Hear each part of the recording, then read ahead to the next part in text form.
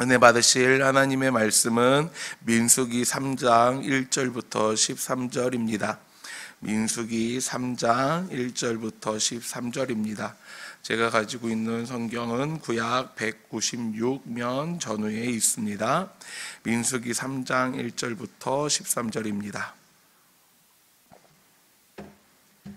민수기 3장 1절부터 13절 한 절 한 절 교독하신 후 13절 함께 읽겠습니다. 여호와께서 시내산에서 모세와 말씀하실 때 아론과 모세가 낳은 자는 이러하니라. 아론의 아들들의 이름은 이러하니 장자는 나답이요 다음은 아비우와 에르아살과 이다말이니 이는 아론의 아들들의 이름이며 그들은 기름 부음을 받고 거룩하게 구별되어 제사장 직분을 위임받은 제사장들이라. 나답과 아비우는 시내 강야에서 여호와 앞에 다른 불을 들이다가 여호와 앞에서 죽어 자식이 없었으며 에르아살과 이다말이 그의 아버지 아론 앞에서 제사장의 직분을 행하였더라. 여호와께서 또 모세에게 말씀하여 이르시되 레위 지파는 나아가 제사장 아론 앞에 서서 그에게 시종하게 하라. 그들이 회막 앞에서 아론의 직무와 온 회중의 직무를 위하여 회막에서 심호하되 곧 회막의 모든 기구를 맡아 지키며 이스라엘 자손의 직무를 위하여 성막에서 심호할지니 너는 레위인을 아론과 그의 아들들에게 맡기라. 그들은 이스라엘 자손 중에서 아론에게 온전히 맡겨진 자들이니라. 너는 아론과 그의 아들들을 세워 제사장 직무를 행하게 하라. 외인이 가까이 하면 죽임을 당할 것이니라. 여호와께서 모세에게 말씀하여 이르시되 보라, 내가 이스라엘 자손 중에서 레위인을 택하여 이스라엘 자손 중에 태를 열어 태어난 모든 맞이를 대신하게 하였은즉 레위인은 내 것이라. 다 같이 읽겠습니다. 처음 태어난 자는 다 내 것임을 내가 애굽 땅에서 그 처음 태어난 자를 다 죽이던 날에 이스라엘의 처음 태어난 자는 사람이나 짐승을 다 거룩하게 구별하였음이니 그들은 내 것이 될 것임이니라. 나는 여호와이니라. 아멘. 이 시간 하나님의 소유된 자들이라는 말씀으로 함께 말씀을 나누도록 하겠습니다. 오늘 본문인 민수기 3장 1절부터 13절은 이스라엘 백성 가운데 레위 지파를 특별히 구별하여 하나님의 소유로 삼으시는 내용을 담고 있습니다. 하나님께서는 모든 장자를 대신하여 레위인을 자신의 소유로 삼으셨고 이들이 성막을 섬기는 사역을 맡도록 하셨습니다. 오늘 본문 말씀은 단순히 이스라엘 백성의 역사적 사건을 기록한 것이 아니라 오늘날 우리에게도 중요한 영적 교훈을 제공합니다. 하나님께서 레위인을 구별하신 것처럼 우리도 하나님의 소유된 자로서 부르심을 받았다는 사실을 깨달아야 합니다.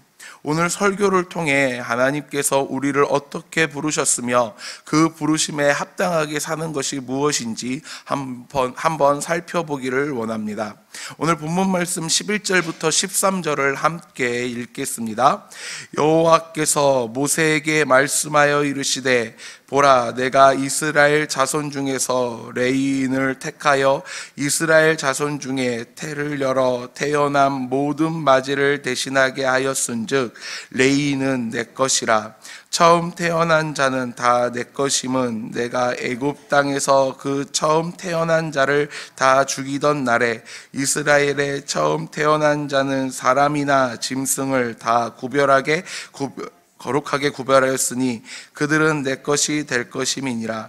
나는 여호와이니라. 아멘. 본문에서 하나님께서는 나는 이스라엘 자손 가운데 처음 태어난 모든 자 대신에 레위인을 내 소유로 삼았느니라 라고 말씀하십니다. 원래 하나님께 드려야 할 자들은 각 가정의 장자들이었습니다. 하지만 출애굽 사건에서 하나님께서는 애굽의 장자를 치시고 이스라엘의 장자를 보호하셨습니다. 그리고 그 장자들의 역할을 대신하여 레위인을 택하셨습니다.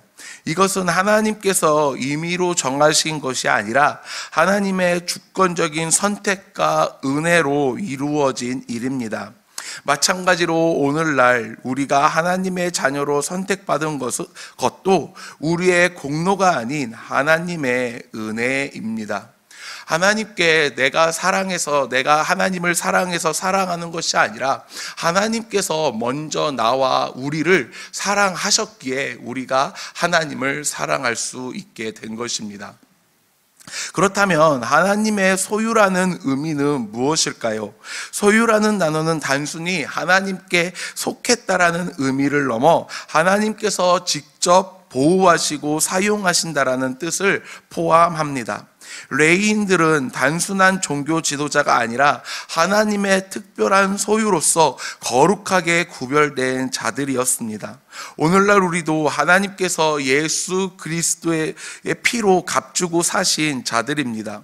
고린도전서 6장 19절에서 20절에 너희 몸은 너희 것이 아니라 값으로 산 것이니 그런즉 너희 몸으로 하나님께 영광을 돌리라 라고 말씀하신 것처럼 우리는 하나님의 소유로서 그분을 위해 살아야 합니다.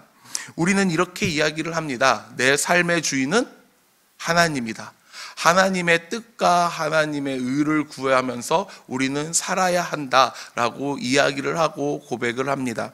이것은 우리의 인생의 주인이 내가 아닌 하나님임을 고백하며 하나님의 뜻에 따라 살아가는 우리 그리스도인들의 고백입니다. 우리는 나는 내 소유가 내가 아니라 하나님임을 우리는 인정하고 기억하고 나아가야 합니다. 그렇다면 하나님의 소유된 자의 사명은 무엇일까요? 레위인들이 하나님의 소유가 된 것은 단순히 명예로운 일이 아니라 특별한 사명을 수행하기 위함이었습니다. 오늘 본문 6절에서 10절을 함께 읽겠습니다. 레위 지파는 나아가 제사장 아론 앞에 서서 그에게 시종하게 하라. 그들이 회막 앞에서 아론의 직무와 온 회중의 직무를 위하여 회막에서 심우하되 곧 회막의 모든 기구를 맡아 지키며 이스라엘 자손의 직무를 위하여 성막에서 심우할지니 너는 레위인을 아론과 그의 아들들에게 맡기라. 그들은 이스라엘 자손 중에서 아론에게 온전히 맡겨진 자들이니라. 너는 아론과 그의 아들들을 세워 제사장 직무를 행하게 하라. 외인이 가까이 하면 죽임을 당할 것이니라. 아멘. 레위인의 첫 번째 사명은 성막을 섬기는 사명입니다. 본문 7절에서 하나님께서는 레위인에게 회막 앞에서 아론을 돕고 회막의 직무를 수행하며 온 회중을 대신하여 성막을 섬기게 하라라고 말씀하셨습니다. 이들의 역할은 성막에서 예배를 돕고 하나님의 거룩한 일을 담당하는 일입니다. 이것은 오늘날 교회 안에서 성도들이 맡은 사명과도 연결됩니다. 우리는 모두 하나님을 섬기는 제사장으로서 예배를 돕고 교회를 세우며 하나님의 나라를 위해 일해야 합니다. 레위인의 두 번째 사명은 거룩함을 유지하는 사명입니다. 레위인들은 단순한 노동자가 아니라 거룩하게 구별된 자들이었습니다. 그들은 아무렇게나 행동할 수 없었고 하나님의 명령에 따라 정결하게 살아야 했습니다. 베드로전서 2장 9절에서 너희는 택하신 족속이요 왕같은 제사장이요 거룩한 나라요 그의 소유된 백성이니 라고 하신 말씀처럼 우리도 거룩한 삶을 살아야 합니다. 우리의 말과 행동, 생각이 하나님의 영광이 되어야 합니다. 그렇다면 레위인들의 모습을 통해 우리는 어떻게 살아야 할까요? 하나님의 소유된 자로서의 삶을 알아보겠습니다. 첫 번째 소유된 자의 삶은 헌신된 삶을 살아야 합니다. 레위인들은 하나님께 온전히 헌신된 사람들이었습니다. 그들은 땅을 기업으로 받지 않았고 오직 하나님만을 섬기는 삶을 살았습니다. 우리도 이 세상의 것들에 집착하지 않고 하나님의 뜻을 따라 살아야 합니다. 마태복음 6장 33절에 너희는 먼저 그의 나라와 그의 의를 구하라. 그리하면 이 모든 것을 너희에게 더하시리라 라고 하신 말씀처럼 우리의 삶의 최우선순위는 하나님이어야 합니다. 하나님께서는 나 외에 다른 신을 섬기지 말라고 하셨습니다. 다른 신을 섬기지 말라고 하신 것은 하나님보다 더 사랑하는 것을 두지 말라고 하신 말씀입니다. 그것이 부모님이 될 수도 있고 자녀가 될 수도 있고 어떠한 특정 물건이 될 수도 있고 어떤 명예나 권력이나 눈에 보이지 않는 것들이 될 수 있습니다. 하지만 우리는 하나님의 소유된 자들로서 오직 하나님을 위해 하나님만을 최우선순위로 두고 살아가야 합니다. 두 번째, 예배자의 삶을 살아야 합니다. 레위인들은 예배를 돕는 역할을 했지만 단순히 직무를 수행하는 것이 아니라 자신의 삶 자체가 예배가 되어야 했습니다. 우리도 마찬가지입니다. 로마서 12장 1절에 너희 몸을 하나님이 기뻐하시는 거룩한 산 제사로 드리라. 이것이 너희가 드릴 영적 예배니라 라고 하신 것처럼 우리의 삶 자체가 하나님께 드려지는 예배가 되어야 합니다. 하나님께 우리의 삶이 예배가 되기 위해서는 우리는 끊임없이 하나님을 생각하고 하나님께 기도하며 하나님의 말씀을 수시로 묵상해야 합니다. 오늘 우리 이번 주 52주 성구암송 11주 데살로니가전서 5장 16절에서 18절을 다시 한번 읽겠습니다. 항상 기뻐하라, 쉬지 말고 기도하라, 범사에 감사하라. 이것이 그리스도 예수 안에서 너희를 향하신 하나님의 뜻이니라. 아멘.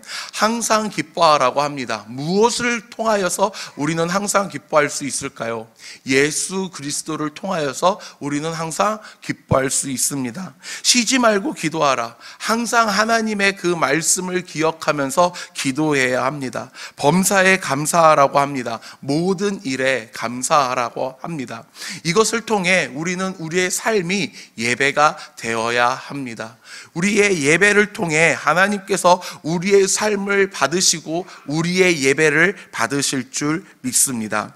세 번째, 하나님의 영광을 나타내는 삶을 살아야 합니다. 레위인들은 이스라엘 백성 중에서 특별히 구별된 자들이었습니다. 그들의 삶을 통해 하나님께서는 하나님께 영광 받으셔야 했습니다. 오늘날 우리도 세상 속에서 하나님의 영광을 드러내야 합니다. 우리의 행동 하나하나가 하나님을 나타내어야 합니다.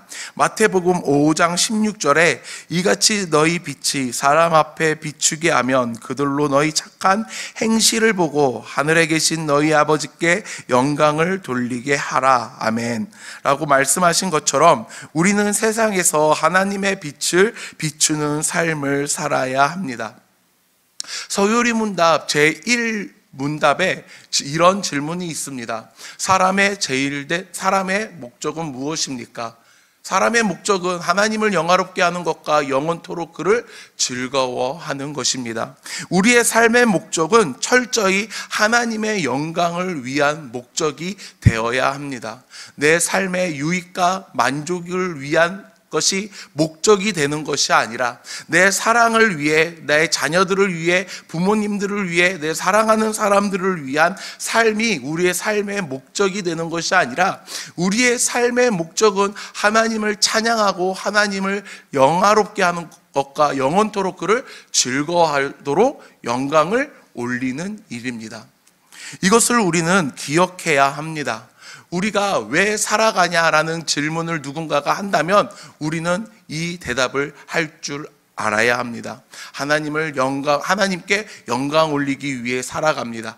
하나님을 찬양하기 위해 살아갑니다. 하나님께 예배하기 위해 살아갑니다. 라고 우리는 고백해야 합니다. 결론입니다. 하나님의 소유된 자들로서의 결단이 필요합니다. 오늘 본문을 통해 우리는 하나님께서 우리를 특별한 소유로 삼으셨다라는 사실을 깨닫게 됩니다. 우리는 하나님의 은혜로 선택받은 자들입니다. 하나님의 소유된 자로서 거룩하고 헌신된 삶을 살아야 합니다. 우리의 삶을 통해 하나님께 영광을 돌려야 합니다. 하나님께서 우리를 부르신 이유는 단순히 축복받기 위함이 아니라 하나님을 섬기고 그분의 영광을 위해 살아가기 위함입니다. 이제 우리도 하나님 앞에서 우리의 삶을 온전히 드리는 결단을 해야 합니다. 하나님의 소유된 자로서 우리의 삶이 그분을 위한 거룩한 산 제사가 되기를 바랍니다. 여러분들의 삶의 이유와 목적이, 우리 사랑하는 인천중앙교회 성도 여러분들의 삶의 이유와 목적이 하나님을 예배하고 하나님을 영원토록 즐거워하고 하나님께 영광 올리는 삶이 되시길 소원합니다. 우리는 하나님의 것입니다. 기도하겠습니다.